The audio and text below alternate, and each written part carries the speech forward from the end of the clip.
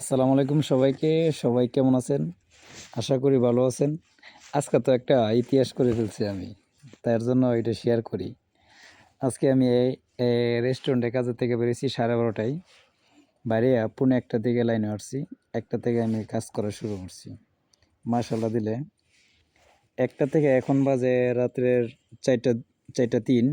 ধরেন 4টা বাজে আমি অর্ডার শেষ করছি 2 মিনিট আগে।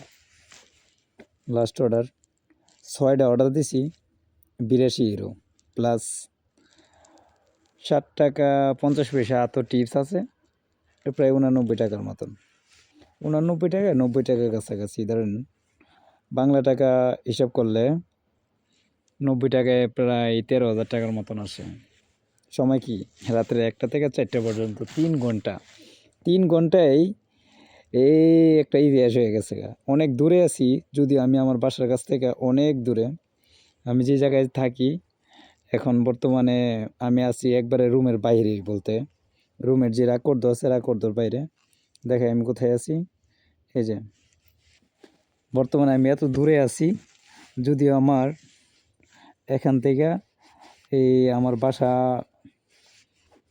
কত কিলোমিটার, প্রায় 13 কিলোমিটার। 18 মিনিট 20 মিনিট লাগবে যাইতে।